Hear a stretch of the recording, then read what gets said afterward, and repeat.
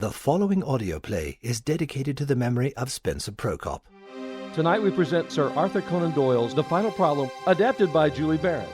Part 3 follows right after this. This portion of the Texas Radio Theater is brought to you by Evil Syndicate Liquidator.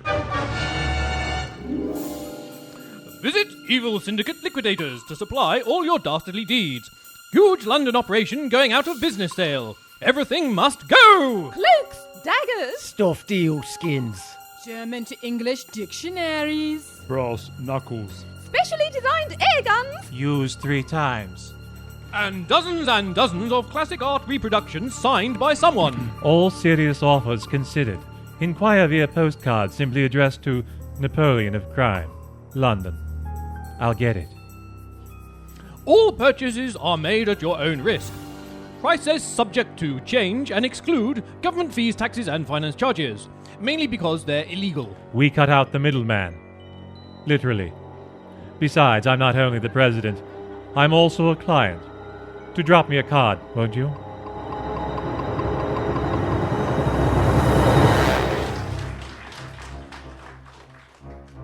And now we present Act 3 of Sherlock Holmes and the Final Problem, adapted by Julie Barrett.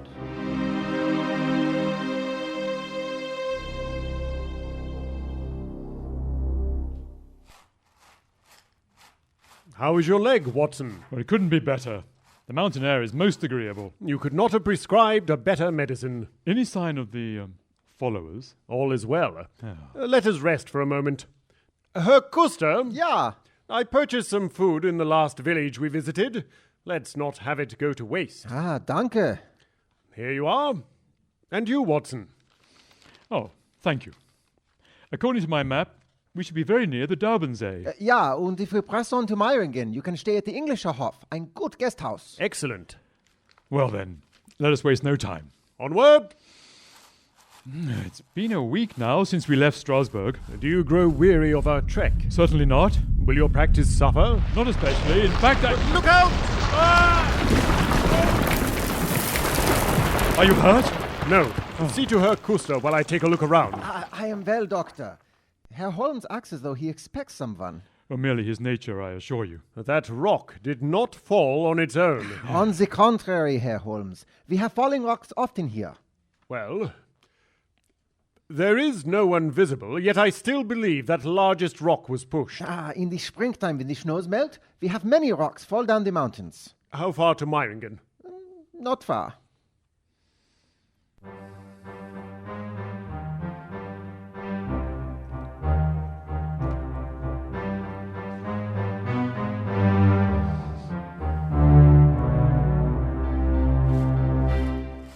We have made good time, Herr Holmes. We part here at Meiringen. Dankeschön, Herr Kuster.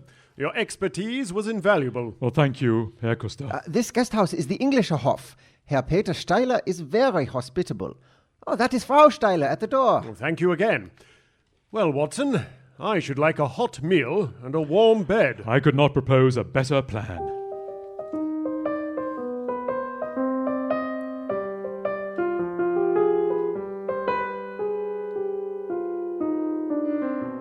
Are your rooms satisfactory? Oh, they certainly are.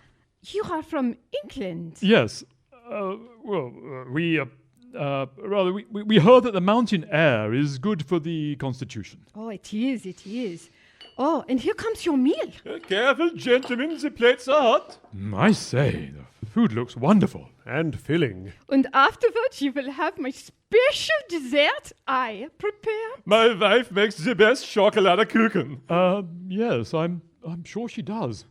Chocolate cake, my dear Watson. Oh, yes, oh, very good. I'm looking forward to it. But only if you eat all your meal. She is joking, of course. Is there anything else you require? Thank you, no. That woman makes me feel as if I'm a child, sitting next to my mother. So I've noticed. Well, the food is delicious. Herr Steiler told me earlier that he spent 3 years at the Grosvenor Hotel as a waiter. That accounts for his excellent English. What else did he tell you? He said that we should on no account miss the falls at Reichenbach. According to him, you can see them from the village. I did indeed give a glance in their direction. He suggested we stop there on the way to Rosenlau. And then there's the glacier. We shall go tomorrow, then. I meant it, Watson, when I said that I would cheerfully bring my own career to a conclusion if I were assured that society was free from Professor Moriarty. You would retire, then? I think I may go so far as to say that I have not lived wholly in vain. If my record were closed tonight, I could still survey it with equanimity. Yeah, I'm certain you could. The air of London is the sweeter for my presence. In over 1,000 cases, I am not aware I've ever used my powers on the wrong side. Of late, I have been tempted to look into the problems furnished by nature, rather than those more superficial ones for which our artificial state of society is responsible. Your memoirs will come to an end, Watson, on the day that I crown my career by the capture, or extinction, of the most dangerous and capable criminal in Europe. And if it means the hanging of Moriarty, then I shall be glad to put down my pen. If we are to trek up that mountain to Rosenlau tomorrow, we should get some rest.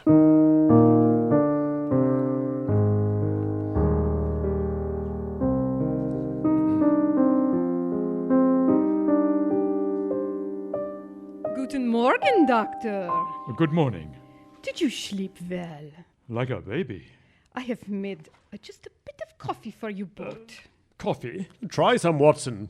It is a pleasant way to take the chill off the morning. Yeah, thank you, Frau Steiler. Will you be staying with us long? We're leaving this morning. Is your husband around? Oh, he will be back shortly. But did you need to speak with him? I only wanted to tell him that we plan to take that hike to Rosenlau he recommended. Oh, you will stop at the falls. Most certainly. They are beautiful. If you look to the north, just there. Yes, I can see them. Oh, from the main road, you can often hear their faint roar. The water drops 250 meters. Wow. I look forward to seeing them. Are you ready? I am. Then this is goodbye, Frau Steiler. Give our best to your husband. Oh, auf Wiedersehen, and have a pleasant journey. Goodbye. Oh, I almost forgot, Dr. Watson. Here is a little cheese and some chocolate. Oh, thank you, Frau Steiler. Holmes, wait for me!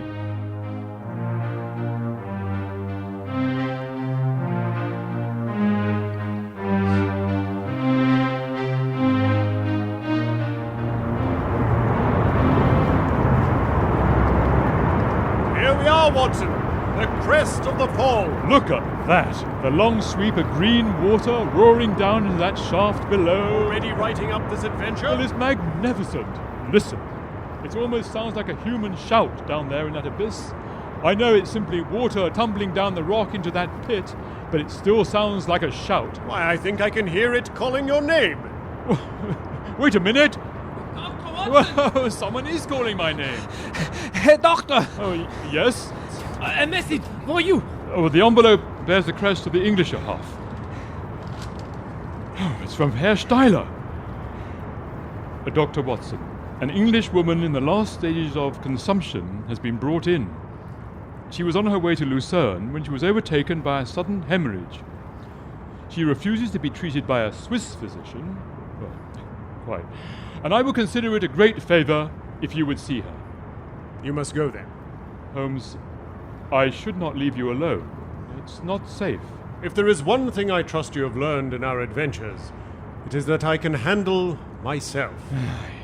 I cannot very well refuse the last request of a dying woman. Perhaps this young man can stay with you. Yeah, I'll stay. It is but a short distance to Rosenlau from here. I'll take a leisurely route, and you can join me there in the evening.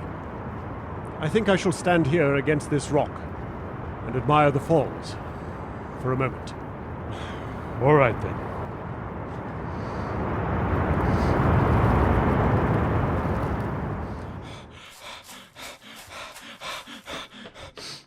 Herr Steiler? Oh, Frau Steiler. Oh, Dr. Watson, you are back. My husband is away again. No doubt getting supplies for the sick woman. I got here as fast as I could. I trust she's no worse. Sick woman? What you mean? Well, your husband wrote me this note. There is a sick English woman at the hotel? I don't know about a sick English woman. Let me see. Oh. Yeah, this is our hotel's mark, but this is not my husband's handwriting. No. Oh, it must have been written by that tall Englishman who came in after you had gone. He said... Holmes! I must get back to the falls. Find your husband. We must organize a search party. No, we must send the police. Oh, my dear Holmes. On my way down the mountain, I saw a man in black walking up. I took no notice at the time, but now that I look back, it surely was... Moriarty. Well, Well, Sherlock Holmes, you see I found you after all. And alone. alone. As are you. That messenger boy. He was just as he appeared to be. You quite effectively saw to it that all my confederates were put under lock and key, whereas I was easily able to slip from Scotland Yard's clumsy grasp. I can say I'm not surprised. But I'm afraid your occupation's gone, Professor, with your organization destroyed, unless you care to return to your mathematics. That was not quite what I had planned. I have another more immediate intention, Sherlock Holmes. Are you prepared? Before we discuss that, perhaps you could extend me one small courtesy, Professor. Certainly. What is it? My friend Watson will, no doubt, be somewhat concerned when he returns. May I take a moment to scribble a note to him? Of course. We can fix the paper beneath your alpenstock, beside that large stone. You may take as long as you wish. That's very good of you. We need not stop our conversation. It will not interfere with my writing. You knew, of course, that the message to Watson was a false one. Yes. I instantly recognized it could only come from one source. And yet you let him go. What purpose would it serve to put his life in danger? And besides, I've looked forward for a long time to this final duel between us. I believe it, Mr. Holmes.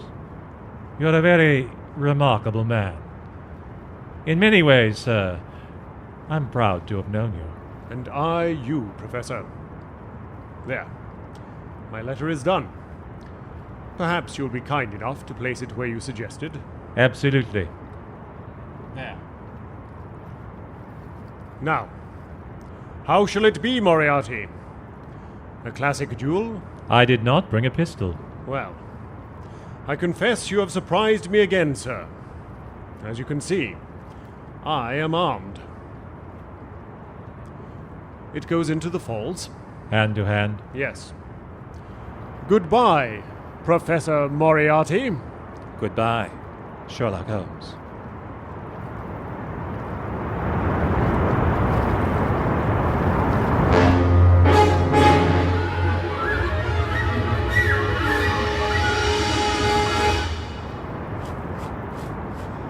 Hurry, please. We are nearly there. Herr Steiler has sent a message to Interlaken. We should have more police soon, as well as the search party. I hope we are not too late. Holmes! Holmes! Perhaps he went on to Rosenlau. Perhaps. There, against that rock where I left him. It's his alpenstock. Herr Holmes! Take a look over here. There are 2 lines of footprints that go along this path to the falls. No footsteps return. Holmes! Holmes! Come back from the edge. There is nothing you can do. Yes. I will look along the path. This is... Wait. I see a glint of silver under the alpenstock. His cigarette case. These papers underneath appear to have been torn from his notebook. My dear Watson, I write these very few lines through the courtesy of Mr. Moriarty, who awaits my convenience for the final discussion of those questions which lie between us. His actions of late certainly confirm the very high opinion of which I had formed of his abilities. I am pleased to think that I shall be able to free society from any further effects of his presence, though I fear that it is at a cost which will give pain to my friends, and especially, my dear Watson, to you. Oh, Holmes. Why? I have already explained to you, however, that my career had, in any case, reached its crisis, and that no possible conclusion to it could be more congenial to me than this. Indeed, if I may make a full confession to you, I was quite convinced that the letter was a hoax, and I allowed you to depart on that errand under the persuasion that some development of this sort might follow. I knew that I should never have left his side. Tell Inspector Patterson that the papers which he needs to convict the gang are in the pigeonhole M, done up in a blue envelope and inscribed Moriarty. I made every disposition of my property before leaving England and handed it to my brother Mycroft. Pray give my greetings to Mrs. Watson, and believe me to be, my dear fellow, very sincerely yours, Sherlock Holmes. There is no sign of them. I fear they went over the falls. Here. Yes, it would appear so. I shall stay until you find his body. Recovery is doubtful and it grows dark. We shall search the basin of the falls in the morning. And I will help.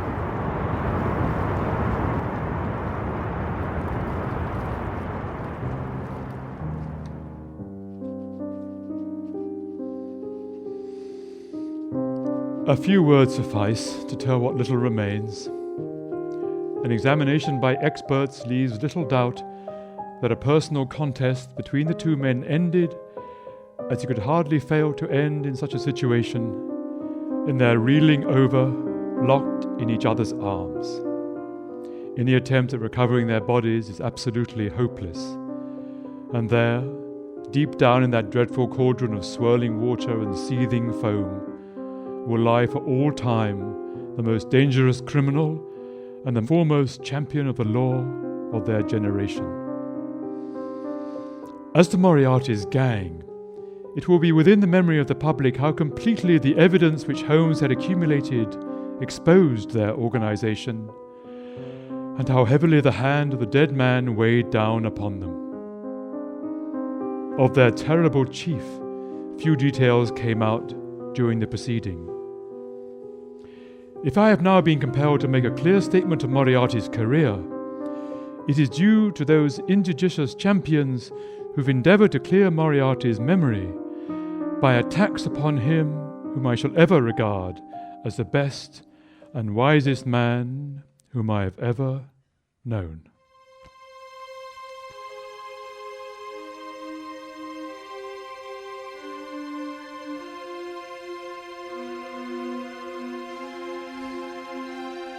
You've been listening to Sherlock Holmes and the Final Problem, adapted by Julie Barrett from a story by Sir Arthur Conan Doyle. It was produced by the Texas Radio Theater Company.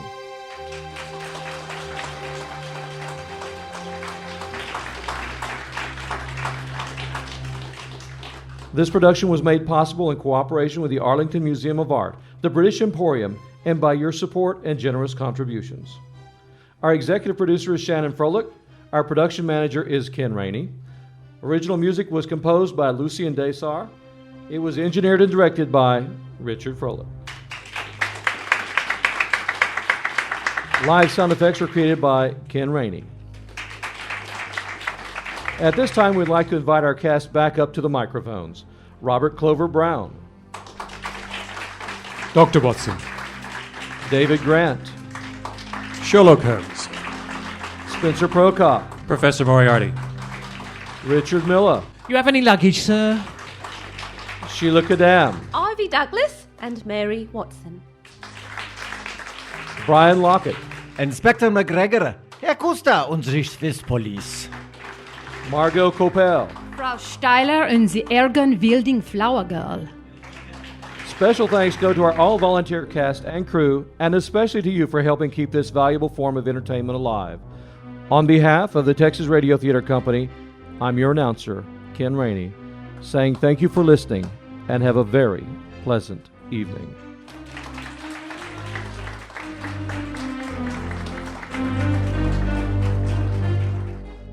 You have been listening to Part 3 of Arthur Conan Doyle's Sherlock Holmes and the Final Problem, adapted by Julie Barrett and directed by Richard Froelich.